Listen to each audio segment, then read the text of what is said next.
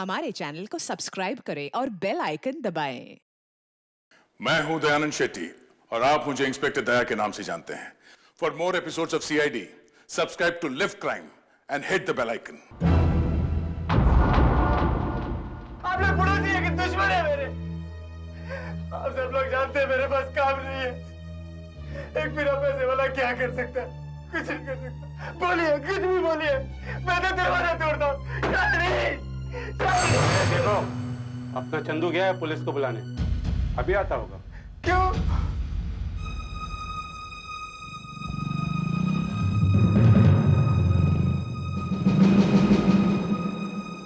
देखो, आप लोगों को लोकल पुलिस स्टेशन में जाके कंप्लेन करनी चाहिए। आप मेरे घर आए इसलिए मैं यहाँ पर आया हूँ। साहब, हमें सबको पता है कि आप यहीं बगल में रहते हैं, इसीलिए भागा भागा चला आया था आपके पास। हाँ, आइए तो देखिए, तो वहाँ हंगामा खड़ा हो गया है। लगता है वो लोग कहीं दरवाजा ना तोड़ दिए हो। आइए, चलो देखते हैं। आइए सर, ये इनका फ्लैट है। बताइए बात क्या है? साहब, मैं सुबह 7 बजे घर से बाहर गया था, तो बाहर का लौटा तो देखा दरवाजा बंद है। मेरे बार बार आवाज देने पर भी मेरी बीवी अंदर से दरवाजा नहीं खोल रही है। मुझे बहुत डर लग रहा है साहब। मैंने चाबी से भी कोशिश की दरवाजा खोलने की, लेकिन नहीं खुल रहा है। ठीक है, फिर से चाबी लगाइए। ये देखिए साहब, ये नहीं है, नहीं खुल रहा है।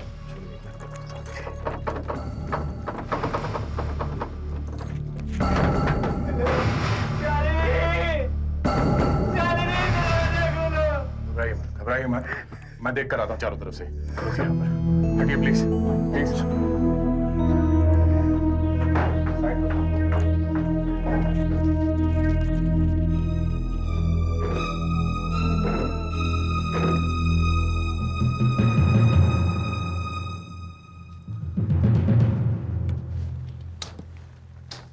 ये वाला फ्लैट है ना? जी। और ये बाजू वाला फ्लैट किसका है? वो तो नरेश जी का है। आप लोगों ने वहां से आवाज लगाने की कोशिश की? अरे सब कोशिश की साहब, पर कोई फायदा नहीं। अच्छा, ये वाला फ्लैट किसका है? वो साधवानी का। पर साहब, इस मुंडेर पे इतनी फिसलन है कि गिरने का बहुत डर है। नहीं तो मैं खिड़की से झांक के देख लेता ना। मैंने तो नीचे से पत्थर भी फेंक के देखे साहब। एक पत्थर जोर से लगा तो वो चिल्लाने लगा कि कांच क्यों तोड़ते हो। मैंने कहा छोड़ो। खिड़की बंद है, पर्दे भी बंद है। कोई और रास्ता है इस फ्लैट में घुसने का? नहीं साहब। नहीं। नहीं? चलो दरवाजा ही खोलने की कोशिश करते हैं। चलिए।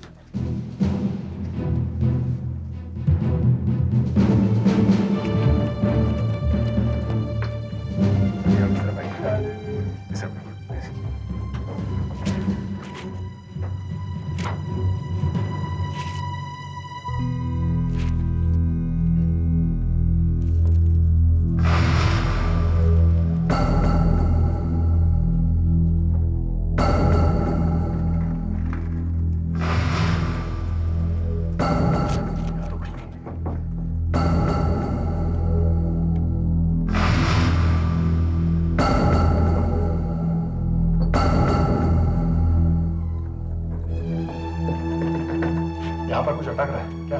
यहाँ तो कड़ी है। कड़ी है? फिर तो अंदर से बंद है वो। मतलब वो अंदर बंद है, तो फिर वो अंदर से दरवाजा क्यों नहीं खोल रही है? आप घबराइए मत, आ जाइए, देखते हैं। चलो आ जाइए पीछे।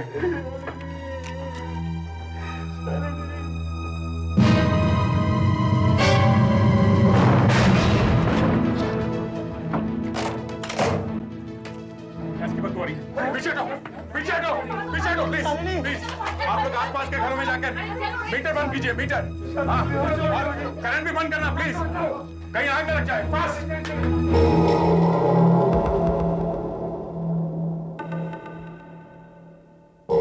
इसमें से एक तरह की बदबू आती है। इस बदबू से और इस लकड़ी के घोल के टेम्परेचर की रीडिंग से हमें इस लकड़ी की उम्र का पता चल जाएगा। I mean, ये पता लग जाएगा कि ये लकड़ी कितनी पुरानी है। मगर वो क्रिमिनल तो कह रहा था कि ये चेहरा 100 साल पुराना है। 100 साल पुराना? जी हाँ। इम्पॉसिबल।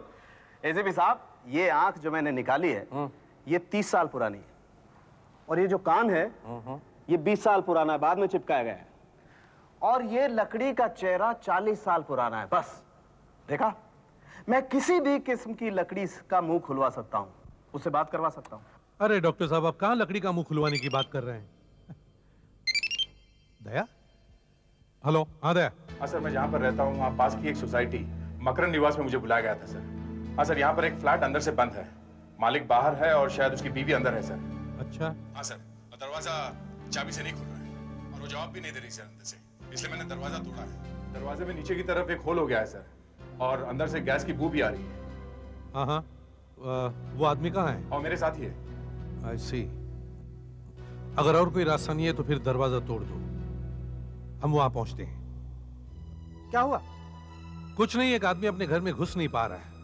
लगता है उसकी बीवी अंदर है पर वो दरवाजा खोल नहीं रही है। मैंने दया को दरवाजा तोड़ने के लिए कहा है। आप जा रहे हैं वहां? हाँ, क्यों? आप आना चाहते हैं? नहीं, दरवाजे से बात करना। दिमाग खराब है? जब आदमी मौजूद है तो दरवाजे से क्यों बात करूंगा? क्योंकि सर दरवाजा सच बोलेगा, आदमी तो झूठ भी बोल सकता है।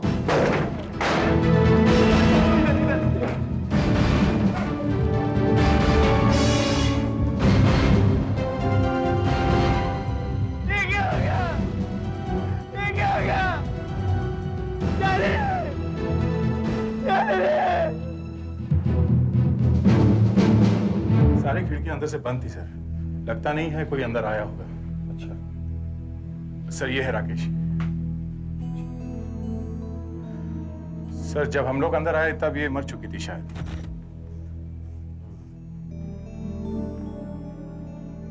अच्छा दया, ये गैस का चक्कर क्या है? सर, वो दूध रखा हुआ था गैस पर, जो उबला होगा और स्टोव पर गिर गया। आग तो बुझ गई सर, मगर गैस चलती रही। हाफ पे रखा हुआ था इसलिए गैस धीरे धीरे आ रही थी। ये है वो दरवाजा? हाँ सर।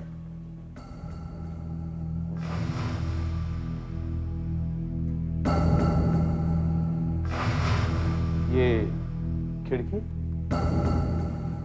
सर, ये मैंने खोली है गैस निकालने के लिए। अच्छा।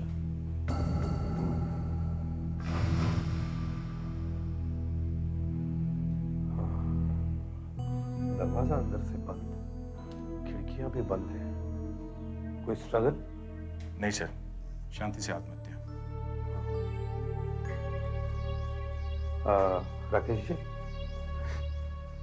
जी, क्या आप बता सकते हैं आपकी बीवी ने आत्महत्या क्यों की? मैं जिम्मेदार हूँ इसकी खुदकुशी का।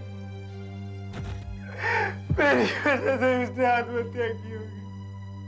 मेरी नौकरी चली गई, मेरे पास काम नहीं था, घर में पैसों की बहुत तंगी थी, इसीलिए शालिनी ने खुदकुशी कर ली।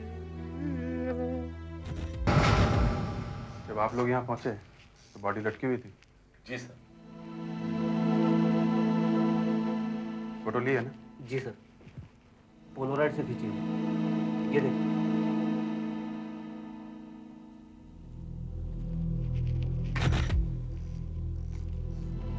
किसी चीज को छुआ तो नहीं गया? नहीं सर, टेबल भी वैसे ही पड़ा। इसकी फोटो ली?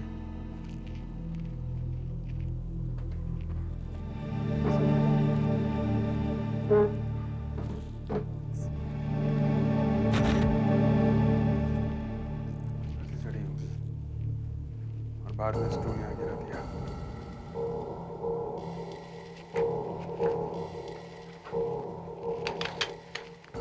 पैर कितनी ऊंचाई पे थे?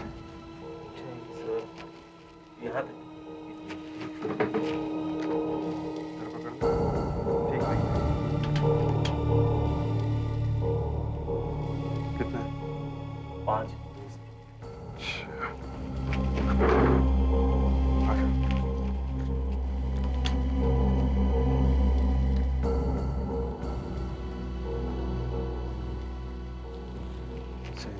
वैसे राकेश जी, आप काम क्या करते हैं? जॉकी हूँ सर, रेस में घोड़े दौड़ाता था। मेरे साथ कुछ लोगों ने बदमाशी करके मुझे नौकरी से निकलवा दिया। हर रोज सुबह काम ढूंढने निकल जाता हूँ, शाम को घर आता हूँ, कोई काम नहीं मिला सर। बड़ी मुश्किल से घर का खर्चा चला रहा था। एक एक करके सारी चीजें बिक गई सर। टीवी, फ्रिज, टेलीफोन था, वो भी कट गया। घर में कोई नौकरानी आती है क्या, काम करने वाली? नहीं साहब, पगार कहाँ से दे पाऊंगा? नहीं, ऐसे ही पूछा मैंने। बॉडी पोस्टमार्टम के लिए भेज दो। अच्छा, तो आप जॉकी हैं। इलेक्ट्रिक का बिल भरा हुआ लगता है। जी, कल ही भरा शालिनी ने। 141 रुपए। हाँ, इतने पैसे तो होंगे ही आपके पास। सर, 141 रुपए का इलेक्ट्रिसिटी का बिल भरने के लिए पैसे थे उनके पास। बाकी सारा सामान बिक चुका है। हाँ, वो तो दिख ही रहा था। लेकिन सर, उन लोगों की हालत खराब थी। ये जानते हुए भी आपने उनसे ये क्यों पूछा कि क्या कोई नौकरानी आती है यहाँ काम करने के लिए? अच्छा, चलो माना शालिनी पैसे की तंगी की वजह से परेशान थी और उसने मन में ठान ली कि वो आत्महत्या करके ही रहेगी। लेकिन आत्महत्या का विचार एक दिन में तो नहीं आता मन में, टाइम तो लगता ही है ना। जी हाँ, वैसे ही हुआ है सर। अच्छा, जो आत्महत्या करने वाला है उसकी दिमागी हालत ऐसी होगी कि उसका किसी काम में मन लगेगा ही नहीं। मगर इस औरत ने जाकर इलेक्ट्रिसिटी का बिल भरा, अपना घर साफ किया और फिर आत्महत्या की। Strange, isn't it? वो घर इतना साफ सुथरा क्यों? अब घर इतना साफ सुथरा क्यों था ये तो मैं नहीं बता सकता, लेकिन मुझे लगता है ये मौत गला घुटने की वजह से ही हुई है। ये देखिए, ये गले पर निशान देख रहे हैं आप, और इसकी मौत करीब 9 बजे हुई, सुबह के 9 बजे। और गले पर पाए गए निशान के अलावा इसके शरीर पर किसी किस्म के कोई घाव के निशान नहीं। डॉक्टर साहब, इस केस में घाव शायद अंदर से लगे हैं। मतलब दिमागी तौर पे शायद ये बहुत परेशान थी। देखिए, इसके दिमाग में क्या चल रहा था वो मैं नहीं पढ़ सकता हूं। मैं तो सिर्फ शरीर की जांच करता हूं, बस। I don't read minds, I read bodies. और पहली जांच के अनुसार ये एक आत्महत्या ही लगती है। लगती होगी डॉक्टर साहब, मगर मैं ये सोच रहा हूं कि क्या यह औरत मानसिक तौर पर इतनी कमजोर थी कि आत्महत्या करने को तैयार हो गई? इसीलिए तो मैं आपसे कहता हूं कि मेरी लाडली उनमें से नहीं थी जो आत्महत्या करे। देखिए, आजकल परेशानियां भी तो बहुत बढ़ गई हैं ना। परेशानियां, कितनी भी परेशानियां बढ़ने दो, पर मेरी लाडली परेशानियों की वजह से आत्महत्या नहीं कर सकती थी। मगर इन लोगों को पैसों की तंगी थी ना? हाँ, मेरी बेटी ने ये बात मुझसे बताई तो थी, मगर जब हालत बहुत ही खराब हो गई तभी उसने मुझसे पैसे लिए। तो आपने अपने जमाई से बात क्यों नहीं की? आखिर ये सारी प्रॉब्लम्स उसी की वजह से तो थी। आप उस कुंभकर्ण का नाम मेरे सामने ना ही ले तो अच्छा। मैं जब भी उस घर में गया मुझे वह सोता ही मिला। पहले सब ठीक चल रहा था, मगर जब से उसकी नौकरी गई उसका दिमाग ही खराब हो गया। पर मेरी बेटी फिर भी मुझसे कहती थी, पिताजी मैं सब ठीक कर लूंगी। मतलब आपकी बेटी किसी भी हालत में आत्महत्या करने वाली नहीं थी? नहीं, बिल्कुल नहीं। मेरी बेटी हार मानने वालों में से बिल्कुल नहीं थी। शालिनी के पिताजी बता रहे थे कि वो आत्महत्या कर ही नहीं सकती थी। फिर ये सब कैसे हो गया? पता नहीं कैसा हो गया। शायद घर की हालत खराब होती जा रही थी, इसलिए भी हो सकता है। कुछ बोल नहीं सकते क्यों हो गया। वैसे तो जब भी मिलती थी हंसती रहती थी। अब घर के अंदर क्या चल रहा है क्या पता। घर के अंदर क्या चल रहा था मुझे सब मालूम था। क्यों? आपकी अच्छी सहेली थी वो। आप जाने दीजिए, क्या फायदा, अब तो वो मर गई बेचारी। फिर भी कुछ बताइए तो सही।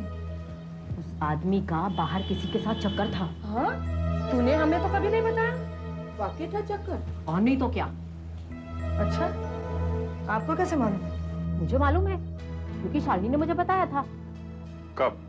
कुछ ही दिनों पहले मैंने उसको पूछा था, भाई राकेश की नौकरी इतनी अचानक कैसे चली गई? तो बताया उसने? नहीं, कुछ ठीक से तो नहीं बता सकी, लेकिन वो इस अफेयर के बारे में बता रही थी। मतलब उसे ठीक तरह से मालूम था? कोई नाम बताया उसने? नहीं, मगर उसे शक होने लगा था। सिर्फ शक हो रहा था? क्यों? क्योंकि राकेश की नौकरी जाने के बाद भी वो रेस कोर्स में जाता ही रहता था। आपको तो मालूम है, वहाँ अच्छे अच्छे स्मार्ट लोग आते हैं, स्मार्ट मर्द, खूबसूरत औरतें। तो शालिनी ने अपने पति से पूछा नहीं? पूछा, इतना बड़ा झगड़ा हुआ उनके घर में, क्योंकि वो बता ही नहीं रहा था कि बार बार रेस कोर्स में क्यों जाता है। मतलब उसने अपने परिवार के बारे में सोचना ही बंद कर दिया था? नहीं, पहले तो ठीक था। उसने तो शालिनी का इंश्योरेंस भी करवाया था। इंश्योरेंस? कितने का? 5 लाख का। 5 लाख? 5 लाख। अभिजीत सर, इस इंश्योरेंस पॉलिसी के बारे में पता लगाओ। देखो इस इंश्योरेंस पॉलिसी के पैसे वो अभी भी दे रहा है या नहीं, और अगर दे रहा है तो कहां से? उसके पास तो पैसे है ही नहीं। कैसे होंगे पैसे? नौकरी तो रही नहीं, सस्पेंड हो गया है 6 महीने के लिए। घोड़े की पीठ पर बैठना तो दूर, घोड़े को सूंघ भी नहीं सकता वो। लाख चक्कर काट ले रेस कोर्स के, कुछ नहीं होने वाला। हाँ, लेकिन देशमुख साहब उसने किया क्या जिसकी सजा वो भुगत रहा है? पैसों का लालच, पैसों के लालच में पड़ गया था वो। Race fixing. मैंने उसे बहुत समझाया कि तुम अच्छे जॉकी हो, बहुत नाम कमाओगे, लेकिन उसने मेरी बात नहीं सुनी। मैंने जिस घोड़े पे उसे बिठाया वही बीमार पड़ गया। बात यह है एसीपी साहब कि पहले तो मेरे घोड़े फर्स्ट आया करते थे, अब वो पीछे से फर्स्ट आने लगे। मतलब? माफ करना एसीपी साहब, लेकिन आदमी जब एक गलत औरत के चक्कर में फंस जाता है, तब जितना कमाया उतना कम। चक्कर में? कौन है वो? ये तो मैं नहीं जानता, लेकिन अक्सर ये पंटर उसके साथ उस होटल में जाया करता था। कौन सा? वो है ना रेस कोर्स के बाहर, gate number 5। Gate number 5? For more updates, subscribe to our channel, click the show links and enjoy watching the videos.